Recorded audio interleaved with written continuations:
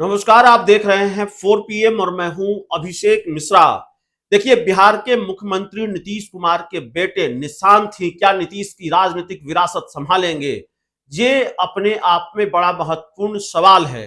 एक वक्त पर यह लगता था कि निशांत कुमार की राजनीति में एंट्री कभी हो ही नहीं सकती और इसके दो मजबूत कारण।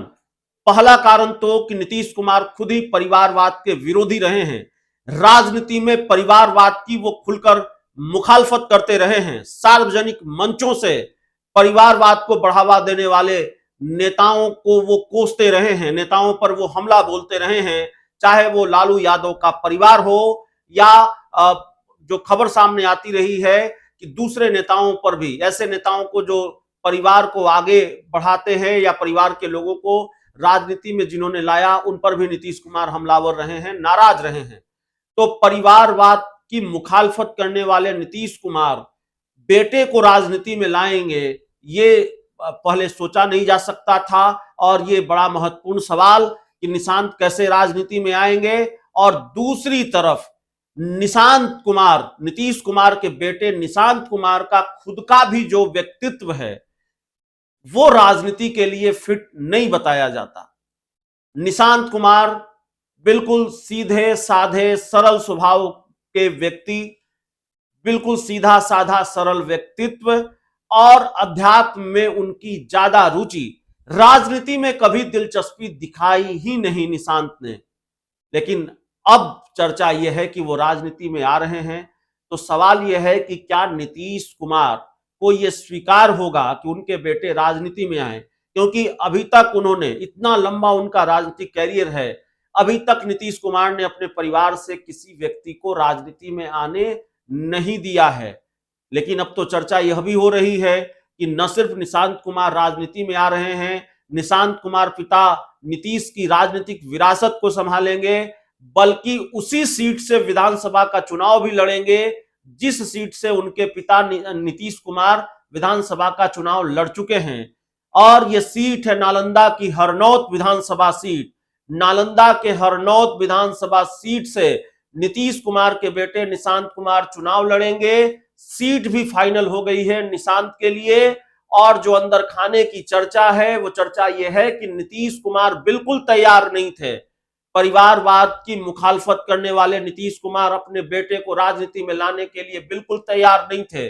लेकिन उनकी पार्टी के बड़े नेताओं ने, उनके करीबी नेताओं ने, जिनके बारे में यह माना जाता है कि नीतीश कुमार उनकी बात सुनते हैं, नीतीश कुमार अपने कुछ करीबी नेताओं की बात सुनते हैं, उनकी बात को तवज्जो देते हैं, तो वैसे ही नेताओं ने नीतीश कुमार को समझाया, नीतीश कुमार को मनाया। और अब होली के बाद नीतीश कुमार के बेटे निशांत की राजनीति में एंट्री हो सकती है और 2025 का बिहार विधानसभा चुनाव हरनौत सीट से नीतीश कुमार के बेटे निशांत लड़ सकते हैं। सीएम नीतीश कुमार ने अपनी राजनीतिक जीवन की शुरुआत 1977 में नालंदा के हरनौत से किया था। हालांकि उस समय नीतीश कुमार चुनाव हार गए थे, लेकिन 1985 में पहली बार नीतीश कुमार यहां से जीतकर विधानसभा पहुंचे थे। और नीतीश कुमार के बेटे निशांत की राजनीति में आने की जो सबसे चर्चा मजबूत हुई, उसका कारण यह भी है कि पहली बार निशांत ने विशुद्ध पॉलिटिकल बयान दिया, प्योर पॉलिटिकल स्टेटमेंट निशांत का, नीतीश कुमार के बेटे निशांत का। उन्होंने कहा, मेरे पिता ने अच्छा काम किया है, उनको वोट दीजिएगा। अपने पिता नीतीश कुमार के लिए कभी वोट नहीं मांगा निशांत ने ऐसा प्योर पॉलिटिकल स्टेटमेंट कभी नहीं दिया। तो फिर ये संकेत भी मजबूत हुए कि निशांत ने जब इतना प्योर पॉलिटिकल स्टेटमेंट दिया है तो वो राजनीति में आ रहे हैं। दरअसल निशांत कुमार को राजनीति में लाने की जरूरत इसलिए महसूस हो रही है जेडीयू को, क्योंकि पार्टी बचानी है, पार्टी का अस्तित्व बचाना है। और क्षेत्रीय पार्टियों की एक दिक्कत यह होती है कि परिवार के लोग ही पार्टी को संभालते हैं। पार्टी का अस्तित्व तभी बचेगा जब परिवार के लोगों के हाथों में कमान होगी, एक पीढ़ी से दूसरी पीढ़ी विरासत संभालेगी। समाजवादी पार्टी में अखिलेश यादव, लोजपा में चिराग पासवान और ऐसे कई उदाहरण हैं। बिहार में भी उदाहरण है, देश के दूसरे राज्यों में भी उदाहरण है, लालू यादव, तेजस्वी यादव, तो ऐसे कई उदाहरण हैं।